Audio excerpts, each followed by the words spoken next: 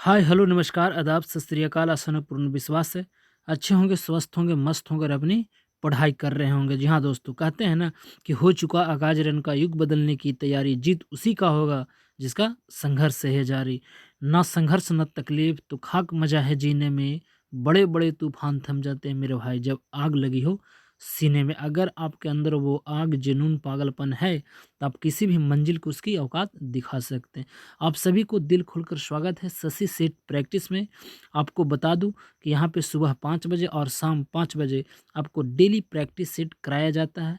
सुबह में 5 बजे दरोगा का और शाम में 5 बजे बिहार पुलिस का सेट अभी प्रैक्टिस कराया जा रहा है। यह होगा सेट हमारा दरोगा का, सेट नंबर होगा 8। तो चलिए आप सभी को ढेर सारी शुभकामनाएं दीपावली को। आप खुश रहें, मस्त रहें, स्वस्थ रहें और अपनी पढ़ाई करते रहें। तो चलिए बिना वक्त को जाया किए हुए स्टार्ट करते हैं आज को सेशन को और देखते हैं आज का पहला प्रश्न। आज का पहला प्रश्न क्या कहता है मेरे मित्र? कहता है, जरा इसे थोड़ा सा जूम कर लेते हैं और ताकि आपको स्पष्ट दिखाई दे। चलिए, कहता है कि हाल ही में भारत के 76वें ग्रैंड मास्टर कौन बने? तो आपको बता दूं कि भारत का पहला जो ग्रैंड मास्टर थे वह थे कुंद विश्वनाथ आनंद। उनका पुस्तक है माइंड माइंड मास्टर। तो अभी 76वें जो ग्रैंड मास्टर बने थे उनका नाम था प्रणव आनंद। ऑप्शन नंबर डॉग इसका बिल्कुल सही हो जाएगा।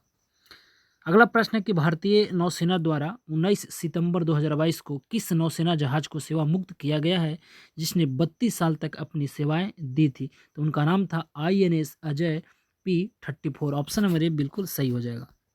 कहता है कि राष्ट्रीय राजभाषा कृति पुरस्कार प्राप्त करने वाली विज्ञान पत्रिका विज्ञान प्रगति किस संस्था द्वारा जारी किया जाता है? तो यह जो जारी किया जाता है CSIR द्वारा, और CSIR का जो अध्यक्ष होता है वो हम प्रधानमंत्री होते हैं। तो ऑप्शन नंबर डॉग बिल्कुल इसका सही हो जाएगा। अगला प्रश्न है कि सत्र 2022-23 के लिए भारत के किस शहर को पहली बार एशियो पर्यटन और संस्कृति राजधानी के रूप में नामित किया गया है? तो यह बाबा विश्वनाथ की नगरी अर्थात वाराणसी। ऑप्शन नंबर सी बिल्कुल सही हो जाएगा। और एशियो का जो मुख्यालय है वह चाइना बीजिंग में पड़ता है आपको, और इसका जो 2023 का जो होस्ट करता है 2023 का वह भारत ही कर रहा है। तो आप इसे भी जरूर याद रखें। अगला प्रश्न है कि फिल्म फेयर अवार्ड 2022 में किसे बेस्ट एक्टर का अवार्ड मिला था? तो रणवीर से। ऑप्शन नंबर बॉल बिल्कुल सही है।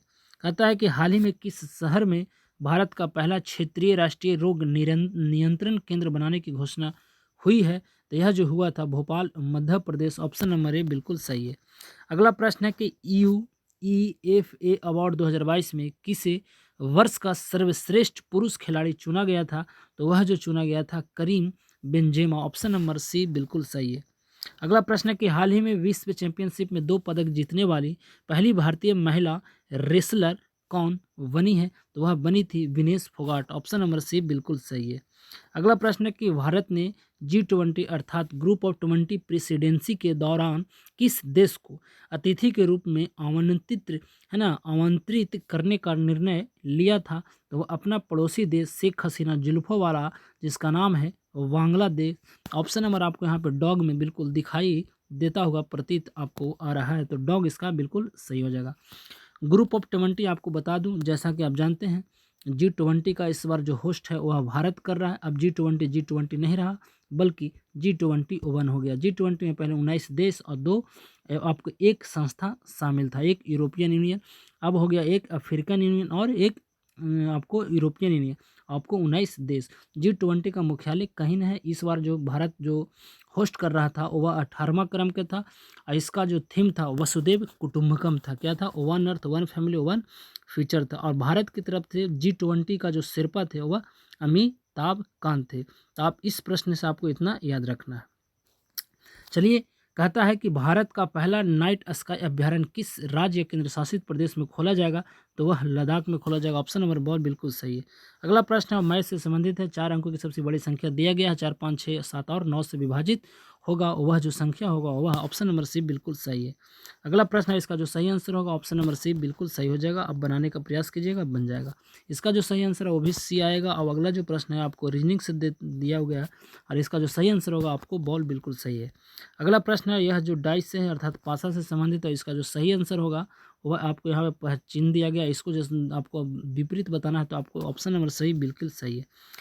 अगला प्रश्न है कि निम्न राजाओं पर विचार कीजिए और बताइए कि बुद्ध के समकालीन कौन थे। तो बुद्ध के समकालीन थे अजातशत्रु, प्रेषणजीत और एक उदयन थे, परंतु आजाद बिंदुसार नहीं थे। तो आपको 1 और 3 आपको बिल्कुल ऑप्शन नंबर सी बिल्कुल सही है। अगला प्रश्न है आपको सुमेलित करना और बताना है कि कौन किसे सुमेलित। तो आपको पता है जो ब्राह्ममिहिर थे, ब्राह्ममिहिर जो लिखे थे वह बृहत संहिता लिखे थे। ऑप्शन नंबर सी बिल्कुल सही है। विशाखा दत्त, तो विशाखा दत्त का जो मूल ग्रंथ था उसका नाम क्या था? विशाखा दत्त को था देवी आपको चंद्रगुप्तम। ऑप्शन नंबर यहाँ पे 4 हो जाएगा। और शूद्रक जो था वह क्या था? शूद्रक जो है मृच्छकटिकम, शूद्रक क्या था? मृच्छकटिकम। और बिल्हन को जो था वह विक्रमादित्य। तो इसका जो सही आंसर 17 का होगा वह क्या हो जाएगा? तो 17 को सही आंसर अगर देखा जाए तो ऑप्शन नंबर बॉल यहाँ पे बिल्कुल दिखाई दे रहा होगा। ऑप्शन नंबर बॉल बिल्कुल सही हो जाएगा। अगला प्रश्न है कि वेदों के प्रख्यात टीकाकार सायन किनके शासनकाल के अधीन फले फूले? तो वह विजयनगर राजा। ऑप्शन नंबर डॉग बिल्कुल सही हो जाएगा। अगला प्रश्न है कि मुगल चित्रकला के विषय में कौन सा कथन सत्य है? तो उपयुक्त सभी। ऑप्शन नंबर 1, 2, 3 बिल्कुल सही है। अगला प्रश्न है कि निम्न में से किसने पूर्ण सुरक्षा का वचन देकर शिवाजी को मुगल दरबार में उपस्थित होने के लिए राजी किया था और वह धोखाबाज था? राजा जयसिंह। ऑप्शन नंबर सी बिल्कुल सही है। अगला प्रश्न एक तरफ सूची दिया गया, आप तरफ को बताना है कि इसका सही आंसर क्या होगा। तो लॉर्ड क्लाइव जो था वह क्या था? बंगाल में दोहरा शासन। ऑप्शन नंबर आपको बिल्कुल 3। और वेंटिंग जो था वो आपको अंग्रेजी से, और चार्ल्स मेटकॉफ जो था वह प्रेस से, और कर्जन था बंगाल विभाजन से। तो इसका जो सही आंसर होगा 21 का ऑप्शन नंबर ए बिल्कुल सही हो जाएगा। अगला प्रश्न है 21 के बाद आएगा हमारा क्वेश्चन नंबर 22, और 22 को जरा देखिए और कहे बताइए कि इसका सही जवाब क्या होगा। अरे यार क्या हो जाता है। 22 नंबर प्रश्न थोड़ा सा छोटा कर लेते हैं मित्र, क्योंकि आपको यहाँ पे दिखाई देगा। कहता है कि विख्यात मुजफ्फरपुर हत्याओं 1908 के बारे में निम्नलिखित कथनों पर विचार कीजिए। इसका जो सही आंसर होगा ना मित्रों वह होगा आपको 1, 2 और 3, यानी 1, 2, 3 आपको ऑप्शन नंबर डॉग में दिखाई दे रहा है। तो आपका इसका सही आंसर जो होगा 1, 2, 3 बिल्कुल सही होगा। अब थोड़ा सा इसे हम बड़ा करते हैं। चलिए, कहता है कि 1911 ईस्वी में जब राजधानी कलकत्ता से दिल्ली लाने की घोषणा की गई उस समय भारत का वायसराय कौन था? तो लॉर्ड हार्डिंग द्वितीय। ऑप्शन नंबर बॉल बिल्कुल सही है। अगला प्रश्न है कि साइमन कमीशन के आने के विरुद्ध भारतीय जन आंदोलन क्यों हुआ था? तो आपको पता है कि साइमन कमीशन में कोई भारतीय सदस्य नहीं था। क्या था? साइमन कमीशन में कोई भारतीय सदस्य नहीं था, यही मूल कारण था। ऑप्शन नंबर सी बिल्कुल सही हो जाएगा। अगला प्रश्न थोड़ा सा और इसे छोटा किया जाए। अगला जो प्रश्न है कहता है कि महाराष्ट्र में गणपति पर्व शुभारंभ किया गया था, तो वह जो किया गया था बाल गंगाधर तिलक द्वारा। ऑप्शन नंबर ए बिल्कुल सही हो जाएगा। अगला प्रश्न है कि कुचिपुड़ी के संदर्भ में निम्न में से कौन सा एक कथन असत्य है? तो इसका जो सही आंसर होगा 26 का वह हो जाएगा आपको बॉल, यानी इसका मुख्य आधार विष्णु पुराण। आपको यही इसका गलत हो जाएगा, बाकी सब बिल्कुल सत्य है। अगला प्रश्न है 27वां नंबर प्रश्न कहता है कि भारत की स्वतंत्रता संग्राम के दौरान रॉलेट एक्ट ने किस कारण से सार्वजनिक रोष उत्पन्न किया था? तो इसका जो सही आंसर होगा वो आपका ऑप्शन नंबर सी इसका सही आंसर है। इसने लोगों को बिना मुकदमा चलाए जेल भेजने की अधिकृत किया था, यही इसका बिल्कुल सही जवाब होगा। अगला प्रश्न है कि 1854 ईस्वी में जो वुड है ना विज्ञप्ति में अभिव्यक्त शिक्षा का लक्ष्य था, बिल्कुल वुड डिस्पैच जो था 1854, और 1854 में जो भारत का गवर्नर जनरल था लॉर्ड डलहौजी झंडूबम था। और इसका जो सही आंसर होगा 28 को वह क्या हो जाएगा? तो बॉल भारत की प्राच्य संस्कृति प्रचार। ऑप्शन नंबर बॉल बिल्कुल सही हो जाएगा। अगला प्रश्न है कि सही युग्म को पहचानिए। तो सही युग्म को चुनिए। आपको बताना है कि कौन सा जो है आपको एलोरा, एलोरा का गुफा जो है आपको पता है कि राष्ट्रकूट शासक ने बनवाया था। आपको खजुराहो जो वाला था वह चंदेल शासक ने बनवाया था। महाबलीपुरम जो था वह महाबलीपुरम जो किसने बनवाया था? इसको पूछ रहा है कि कौन युग्म सही है, यानी सही युग्म कौन है? तो सही जो युग्म है आपको Khajuraho Chandel. Option number dog इसका बिल्कुल सही हो जाएगा। अगला प्रश्न है कि निम्नलिखित में से कौन सा सही है, यानी सूर्य से पृथ्वी की दूरी क्या कहलाता है? तो सूर्य से पृथ्वी का दूरी जिसे हम खगोलीय इकाई कहते हैं। ऑप्शन नंबर सी बिल्कुल सही हो जाएगा। अगला प्रश्न है कि पृथ्वी पर दो स्थानों की स्थिति अनुदैर्ध्य का अंतर 15 डिग्री है तो स्थानीय समय में कितना अंतर होगा। तो इसका जो सही आंसर होगा वो आपको 15 चौके 60 अर्थात 1 घंटा। बिल्कुल ऑप्शन नंबर ए सही है। अगला प्रश्न है कि समुद्र में घनत्व बढ़ता है तो ऐसे में क्या होता है। तो समुद्र में अगर घनत्व बढ़ता है तो वह जो होगा लवणता और गहराई दोनों बढ़ जाता है। तो ऑप्शन नंबर सी बिल्कुल सही हो जाएगा इसका।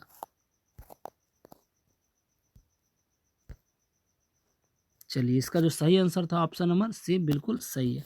अगला प्रश्न है कि दीर्घ रेडियो तरंगे पृथ्वी की किस सतह से परावर्तित होती है। तो आपको पता है जो रेडियो तरंग अर्थात कम्युनिकेशन जो होता है ऑप्शन नंबर आयन मंडल में ऑप्शन नंबर बॉल बिल्कुल इसका सही हो जाएगा। अगला प्रश्न है कि निम्नलिखित में से कौन भारत का सर्वोच्च पर्वत शिखर है। तो सर्वोच्च पर्वत शिखर अगर देखा जाए भारत के ऑप्शन अनुसार तो वह कंचनजंगा ऑप्शन नंबर सिक्किम वाला बिल्कुल डॉग बिल्कुल सही है। अगला प्रश्न है कि निम्नलिखित में से कौन सुमेलित नहीं है। लोकटक झील मणिपुर है, बात बिल्कुल सत्य। सांबर झील राजस्थान, ये भी लोनार महाराष्ट्र। तो हुसैन सागर यह बिल्कुल कर्नाटक में नहीं, तो यही इसका सही जवाब हो जाएगा। अगला प्रश्न है कि किसानों से खेतों में कृषि कार्य करते समय मिट्टी में चूना मिलाने को कहा जाता है, यह किस लिए किया जाता है। तो इसका जो सही आंसर होगा वह क्या होगा आपको बताना। ये जो होता है ना, चूना मिट्टी को क्षारीयता को घटाता है। तो ऑप्शन नंबर इसका बॉल बिल्कुल सही होगा। चूना मिट्टी को अम्लीयता को बढ़ाता है, इसीलिए किसान है ना खेतों में आपको कृषि में किस समय पर मिट्टी में चूना मिलाता है। ऑप्शन नंबर इसका बॉल बिल्कुल सही होगा। चूना मिट्टी के लिए अम्लता को घटाता है। ऑप्शन नंबर बॉल बिल्कुल सही हो जाएगा चाहिए। चलिए आगे बढ़ते हैं। 37 नंबर प्रश्न को देखिए, कहता है कि मध्य प्रदेश में कोरबा का महत्व है। तो मध्य प्रदेश में कोरबा जो है ना किस लिए प्रसिद्ध है। तो कोरबा जो है एल्युमिनियम के लिए प्रसिद्ध है। ऑप्शन नंबर ए बिल्कुल सही होगा। राजा जी राष्ट्रीय पार्क किस जानवर का प्राकृतिक आवास है। तो राजा जी राष्ट्रीय पार्क उत्तर प्रदेश से संबंधित है और यह जो है आपको जंगली हाथी के लिए। तो ऑप्शन नंबर ए बिल्कुल सही हो जाएगा। अगला प्रश्न है कि फ्लाई एश एक पर्यावरणीय प्रदूषक है जो उत्पन्न होती है कैसे। तो इसका जो सही आंसर होगा वह आपको तापीय शक्ति संयंत्रों थर्मल पावर प्लांट द्वारा। ऑप्शन नंबर ए बिल्कुल सही हो जाएगा। अगला प्रश्न है कि निम्नलिखित में से सुमेलित नहीं है। तो आपको बताना है कि यह जो सुमेलित नहीं है कौन इसमें सुमेलित नहीं है।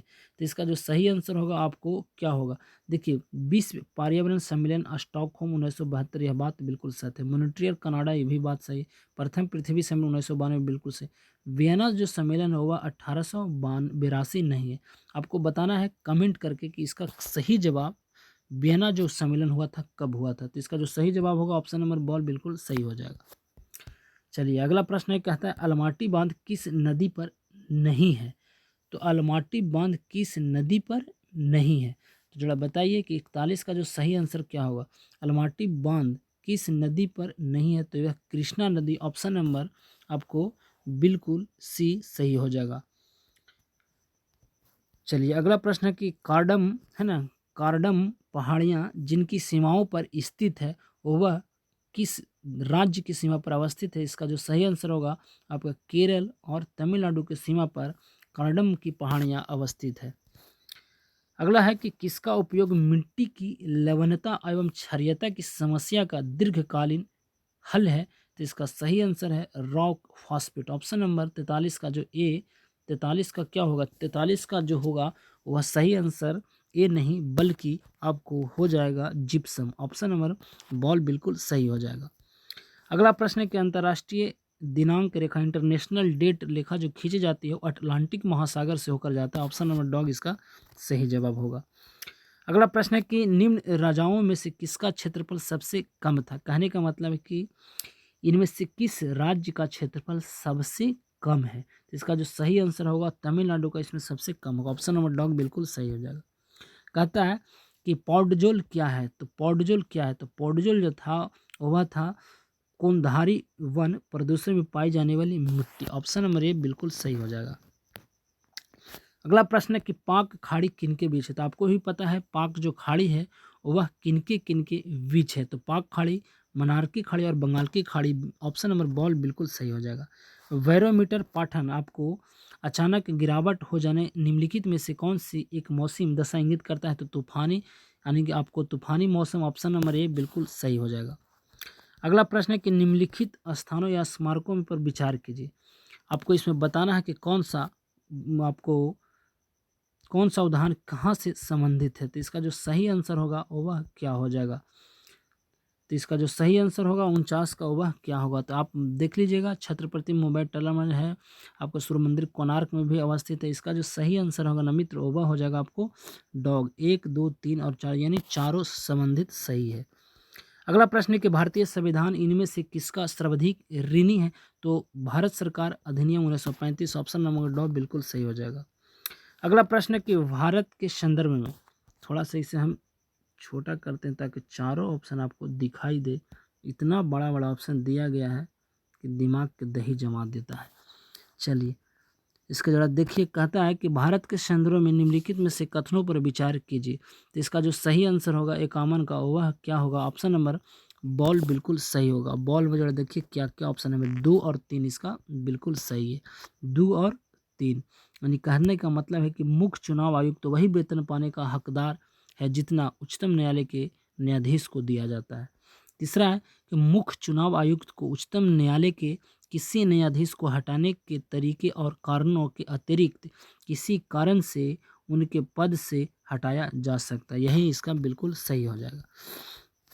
अगला प्रश्न है कि भारत की संविधान सभा ने राष्ट्रीय ध्वज को सर्वप्रथम कब स्वीकार किया था। तो 22 जुलाई 1947 को पहली बार स्वीकार किया गया था। इसीलिए 22 जुलाई को क्या मनाते हैं। तो 22 जुलाई को हम लोग मनाते हैं तिरंगा दिवस। और झंडा दिवस अगर पूछा जाए तो झंडा दिवस 7 दिसंबर को, क्या दिसंबर को 7 दिसंबर को झंडा दिवस मनाया जाता है। तो इसका बिल्कुल सही आंसर जो होगा आपको ए बिल्कुल सही हो जाएगा। अगला प्रश्न है कि ऐसी याचिका जो न्यायपालिका द्वारा जारी की जाती है तथा जिसमें कार्यपालिका से कहा जाता है कि वह कार्य करे जो उसे प्रदत्त शक्ति के अंतर्गत करना चाहिए, उस रीट को क्या कहा जाता है। तो इसका जो सही आंसर होगा वह क्या होगा। तो 53 का जो सही आंसर होगा मित्र वह होगा मैंडेमस। ऑप्शन नंबर बॉल बिल्कुल इसका सही है। बड़ा लंबा लंबा क्वेश्चन है, बड़ा बेहतरीन, अलग बिल्कुल आपको सेट से औरों के सेट से ही अलग सेट है। कहता है कि पंचायती राज व्यवस्था में शासन प्रणाली की संरचना क्या है। तो इसका जो सही आंसर होगा वो आपको सी, ग्राम, प्रखंड और जिला स्तर पर स्थानीय स्वशासन की त्रिस्तरीय संरचना। त्रिस्तरीय संरचना तो बलवंत राय मेहता द्वारा दिया गया था, 2 स्तरीय अशोक राय मेहता द्वारा। तो ऑप्शन नंबर सी इसका बिल्कुल सही हो जाएगा। अगला प्रश्न है आपको 55 नंबर और 55 नंबर प्रश्न कहता है कि भारत का संविधान स्पष्ट प्रेस की आज़ादी की व्यवस्था नहीं करता, किंतु यह आज़ादी अंतर्निहित है अनुच्छेद के तहत। तो इसका जो सही आंसर होगा वह हो जाएगा आपको 19A में। ऑप्शन नंबर ए बिल्कुल सही है। राजकोषीय घाटा का अर्थ क्या है। तो राजकोषीय घाटा का अर्थ जो होता है वह होता है कि सरकारी व्यय रिजर्व बैंक के अतिरिक्त अन्य स्रोतों से उधारियाँ। ऑप्शन नंबर ए इसका बिल्कुल सही हो जाएगा। अगला प्रश्न है कि समर्थन मूल्य का अर्थ है। तो समर्थन मूल्य का अर्थ क्या होता है। समर्थन मूल्य का अर्थ है कि न्यूनतम विक्रय मूल्य पर जिस पर सरकार क्रय करने का है ना आश्वासन आपका देती हो। ऑप्शन नंबर सी बिल्कुल सही हो जाएगा। अगला प्रश्न है कहता है कि निम्नलिखित में से कौन सा अंतर्राष्ट्रीय संस्था विभिन्न देशों को अल्पकालीन ऋण प्रदान करता है। तो इसका जो सही आंसर होगा वह क्या होगा। इसका जो सही आंसर होगा IMF अर्थात इंटरनेशनल मॉनिटरिंग फंड, जिसे हम अंतर्राष्ट्रीय मुद्रा कोष कहते हैं। ऑप्शन नंबर ए बिल्कुल सही हो जाएगा। 58 के बाद आएगा हमारा क्वेश्चन नंबर 59 और 59 को जरा देखिए और बताइए कि इसका सही जवाब क्या होगा। कहता है कि निम्नलिखित में से कौन सा युग्म सही सुमेलित नहीं है। अंतर्राष्ट्रीय श्रम संगठन का मुख्यालय जिनेवा है, यह बात बिल्कुल सत्य है। अंतर्राष्ट्रीय समुद्री संगठन लंदन, ये भी सही है। अंतर्राष्ट्रीय मुद्रा कोष वाशिंगटन DC, ये भी बिल्कुल सही है। अंतर्राष्ट्रीय परमाणु ऊर्जा आयोग आपको न्यूयॉर्क नहीं बल्कि वियना है। तो इसका डॉग बिल्कुल सही हो जाएगा। अगला प्रश्न है कि विदेशी व्यापार का भुगतान संबंधित है। तो इसका जो सही आंसर होगा वह हो जाएगा आपको डॉग अर्थात भुगतान संतुलन से। ऑप्शन नंबर डॉग बिल्कुल सही। अगला प्रश्न है कि सार्क यानी South Asian Association Regional corporation, SAARC का सचिवालय कहाँ स्थित है। तो 61 का जो सही आंसर होगा वह आपको काठमांडू में होगा। ऑप्शन नंबर सी बिल्कुल सही है। 1900 आपको 85 में इसका स्थापना हुआ है, तो आप इसे भी जरूर रखिए। इसमें 8 देश शामिल है, ये भी आप याद रखिएगा। चलिए अगला पाठ कि जब धूप वर्षा की बूंदों पर गिरती है तो इंद्रधनुष बनता है, इसके लिए निम्नलिखित में से कौन सी भौतिक परिघटना जिम्मेदार है? तो इसका जो सही आंसर होगा वह हो जाएगा आपको क्या, आपका इनमें से सभी, बिल्कुल प्रक्षेपण, अपवर्तन और आंतरिक परावर्तन। ऑप्शन नंबर डॉल बिल्कुल इसका सही हो जाएगा। अगला प्रश्न है, कहता है कि सूक्ष्म सेल बैटरी में निम्नलिखित में से किनका विद्युत अपघटक आपके रूप में प्रयोग होता है? इसका जो सही आंसर होगा वह क्या होगा? इसका जो सही आंसर होगा अमोनियम क्लोराइड और zinc chloride. Option number A बिल्कुल सही है। बहुत ये हार्ड टेस्ट है दोस्तों, ठीक है। आकाश में इंद्रधनुष के रंगों का फैलाव मुख्यतः होता है किस कारण? तो इसका जो सही आंसर होगा वह सूर्य का विक्षेपण, सूर्य के प्रकाश का विक्षेपण। ऑप्शन नंबर ए बिल्कुल सही है। अगला प्रश्न है कि 2, 4 और 8 ओम परिणामों वाले 3 प्रतिरोध समानांतर क्रम में जुड़े हैं, तो इन निकाय का अगर तुल्य प्रतिरोध देखा जाए तो 8 और 4 12 और 2 14, तो इसका जो सही आंसर होगा 14 ओम। ऑप्शन नंबर डॉग बिल्कुल सही है। ध्वनि की चाल अधिकतम होगी, ध्वनि की चाल सबसे अधिक अगर देखा जाए तो ठोस में होता है, तो यहाँ पे आपको बताना है कि ध्वनि की जो चाल होगा वह सबसे अधिक कहाँ पे होगा? ध्वनि की चाल जो सबसे अधिक होगा वह हो जाएगा आपको डॉग अर्थात इस्पात में। ऑप्शन नंबर डॉग बिल्कुल सही है। अगला प्रश्न है कि निम्न कथनों पर विचार कीजिए, तो इसका जो सही आंसर होगा, आप पढ़िएगा, आराम से पढ़ के बनाइएगा, मेरे पास समय का अभाव है, तो इसका जो सही आंसर होगा वो आपको डॉग, केवल 3 बिल्कुल सही, यानी वातानुकूलन में कक्षा वायु में से वाष्पित कुंडली में ऊष्मा का निष्कर्षण होता है तथा द्रव नित्य कुंडली पर ऊष्मा का निरंसन होता है। ऑप्शन नंबर केवल सी इसका सही है। अगला प्रश्न है, इतना बड़ा बड़ा ऑप्शन दिया गया है कि दिमाग के दही हो रहा है। कहता है कठोर जल के गुणधर्म के विषय में निम्न में से कौन सा कथन सही है? तो इसका जो सही आंसर होगा वह आपको 1 और 2 बिल्कुल सही है। अब मिला लीजिएगा, आप पढ़ के देख लीजिएगा, इसका जो सही आंसर होगा आपको 1 और 2 हो जाएगा, तो ऑप्शन नंबर 1 और 2 इसका बिल्कुल सही हो जाएगा।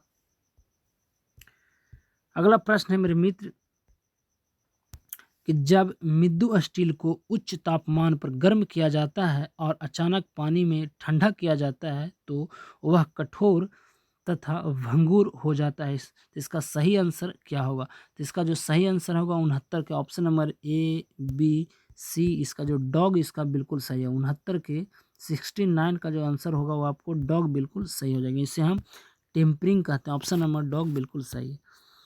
चलिए अगला दोस्त कहता है कि हाइड्रोजन में सबसे अभिक्रियाशील कौन है? तो हाइड्रोजन में सबसे अभिक्रियाशील जो होता है उसे हम फ्लोरीन। ऑप्शन नंबर ए बिल्कुल सही है। अगला प्रश्न है कि संस्पर्श लेंस है ना, कॉन्टेक्ट लेंस किससे बनाए जाते हैं? तो इसका जो सही आंसर होगा वह हो जाएगा आपको सी अर्थात ल्यूसाइट। ऑप्शन नंबर सी बिल्कुल सही है। अगला प्रश्न है कि निम्नलिखित में से कौन सा ईंधन न्यूनतम पर्यावरण प्रदूषण उत्पन्न करता है? तो हाइड्रोजन। ऑप्शन नंबर सी बिल्कुल सही है। अगला प्रश्न है कि समान नाम न्यूक्लियॉन किस में होता है? प्रोटॉन और न्यूट्रॉन में होता है। ऑप्शन नंबर बॉल बिल्कुल सही हो जाएगा। अगला प्रश्न है कि जीवाश्म की आयु कार्बन के 2 समस्थानिकों के अनुपात का निर्धारण कर मालूम कीजिए किया जा सकता है कि वे समस्थानिक कौन से हैं? तो इसका जो सही आंसर होगा वह क्या होगा? 74 का सही आंसर होगा आपको सी अर्थात सी 12 और सी 14। ऑप्शन नंबर सी बिल्कुल सही है। अगला प्रश्न है कि यदि दूध को काफ़ी समय तक बिना ढके रखा जाए तो दूध खट्टा हो जाता है, निम्नलिखित में से किसके कारण? तो लैक्टिक अम्ल अर्थात ऑप्शन नंबर ए बिल्कुल सही होगा। अगला प्रश्न है मृत कहता है कि अनाजों और तिलहनों को अनुपयुक्त रख रखाव और भंडारण के परिणाम स्वरूप आवासियों का उत्पादन होता है जिन्हें अफ्लॉटॉक्सिन के नाम से जाना जाता है, जो सामान्यतः भोजन बनाने की आम विधि द्वारा नष्ट नहीं होते। अफ्लाटॉक्सिन किसके द्वारा उत्पादित किए जाते हैं? इसका जो सही आंसर होगा फफूंदी होगा। ऑप्शन नंबर 76 के बिल्कुल सी हो जाएगा। अगला प्रश्न है कि विटामिन बी 12 अर्थात जिसे हम कोबाल्ट कहते हैं, इसमें क्या आपका मानवों की आपके अपना सारा विटामिन B12 में करता है? तो इसका जो सही आंसर होगा वह क्या होगा? आपको कोबाल्ट आपको बिल्कुल सही हो जाएगा। अगला प्रश्न है कि निम्नलिखित पोषक तत्वों में से किस एक का दुग्ध दुर्लभ होता है? तो इससे आपको दुर्लभ स्रोत है, तो दूध का दुर्लभ स्रोत है, विटामिन सी में कहाँ दूध मिलेगा, तो ऑप्शन नंबर डॉग इसका बिल्कुल सही है। अगला प्रश्न है कि पौधे में होने वाली क्रियाओं में से एक जो इनका तापमान कम कर सकती है वह क्या कहलाती है, तो वह जो कहलाएगी वह क्या कहलाएगी, तो वह वाष्पोत्सर्जन, ऑप्शन नंबर बॉल इसका सही है। अगला प्रश्न है कि ब्रेन की बीमारी की पहचान, तो ईईजी, ऑप्शन नंबर ए बिल्कुल सही है। अगला प्रश्न है कि ऑक्सीजन की उपस्थिति में ग्लूकोज के कार्बन डाइऑक्साइड एवं जल में ऊर्जा है ना निर्मुक्त होने के साथ पूर्ण रूपांतरित होने को कहते हैं, क्या कहते हैं, तो इसका जो सही आंसर होगा ऑप्शन नंबर ए वायु श्वसन, ऑप्शन नंबर ए बिल्कुल सही है। अगला प्रश्न है 82 और 82 नंबर का जो सही होगा वह क्या होगा, तो सी इसका बिल्कुल सही हो जाएगा, क्या हो जाएगा, सी बिल्कुल, ऑप्शन नंबर सी इसका सही है। 83 है कि इसरो द्वारा स्थापित लिक्विड प्रोपल्स सिस्टम सेंटर स्थित है, तो इसका जो सही आंसर होगा वह हो जाएगा आपको महेंद्रगिरी अर्थात तमिलनाडु। अगला प्रश्न है मेरे मित्र 84 नंबर प्रश्न कहता है, अरे यार 84 यहाँ पे है, कहता है सफ है ना, साफ्टा का पूर्ण रूप क्या होगा, तो 84 का जो सही आंसर होगा वह होगा आपका क्या होगा, 84 का आपको डॉग उपयुक्त में से कोई नहीं, तो इसका आंसर क्या है आप बताइएगा। अगला प्रश्न है कि मैपिल लीफ का देश किसे कहा जाता है, अरे मैपिल लीफ का देश के नाम से जाना जाता है, तो किसको कहा जाता है, तो ऑप्शन नंबर इसका सी बिल्कुल कनाडा को। कहता है गुरुदेव रविंद्रनाथ टैगोर की रचना को भारत के अलावा किस देश का राष्ट्रगान, तो वह बांग्लादेश, ऑप्शन नंबर बिल्कुल सही है। कहता है निम्नलिखित में से कौन सा युग में सम्मिलित नहीं है, तो मैकमोहन बिल्कुल भारत चीन, रेड के लिए भारत पाकिस्तान, डूरंड भारत, 8 डिग्री मालदीव, और ये नहीं बिल्कुल डॉग, ये बिल्कुल गलत है, ऑप्शन नंबर डॉग इसका बिल्कुल गलत होगा। चार बाहर जो बंदरगाह है वो आपको ईरान, आपको कहाँ भारत और ईरान के बीच में बनाया जाए, तो ऑप्शन नंबर बॉल इसका बिल्कुल सही हो जाएगा। अगला प्रश्न है कि निम्नलिखित कथनों पर विचार कीजिए। कहता है विश्व का सबसे बड़ा द्वीप ग्रीनलैंड है, ग्रीनलैंड डेनमार्क के अधीन एवं स्वतंत्र, बिल्कुल ए और बिलो दोनों सही हो जाएगा। अगला है 90 और 90 नंबर का जो प्रश्न है, कहता है विश्व जनसंख्या दिवस 11 जुलाई, बिल्कुल सही है। विश्व मानकी दिवस 21 मार्च, बिल्कुल सही है। विश्व पर्यावरण 5 जून, विश्व तंबाकू निषेध दिवस 22 मार्च ना, 22 मार्च को तो विश्व जल दिवस मनाया जाता है। आपको इसका जो सही आंसर होगा आपको क्या होगा, तो विश्व तंबाकू दिवस जो मनाया जाता है 31 दिसंबर को मनाया जाता है, तो ऑप्शन नंबर डॉग इसका बिल्कुल सही हो जाएगा। अगला प्रश्न है कि पटाना नामक उष्ण कटिबंधीय घास के मैदान निम्न में से किस देश में पाए जाते हैं, तो इसका सही आंसर होगा आपको ब्राजील, ऑप्शन नंबर ए बिल्कुल सही हो जाएगा। पटाना श्रीलंका में पाया जाता है मित्र, ऑप्शन नंबर सी इसका सही। ऑपरेशन ब्लैक बोर्ड आपको शिक्षा से संबंधित था, परंतु किस शिक्षा से संबंधित है ये आपको बताना है, तो इसका प्रौढ़ शिक्षा, ऑप्शन नंबर बुजुर्गों से संबंधित था। अगला है कि भारतीय उपमहाद्वीप में बोली जाने वाली भाषाओं में बोलने वाले सर्वाधिक संख्या के आधार पर हिंदी के बाद दूसरा भाषा कौन आता है, तो 93 का जो सही आंसर होगा आपको बंगला, ऑप्शन नंबर बॉल बिल्कुल सही है।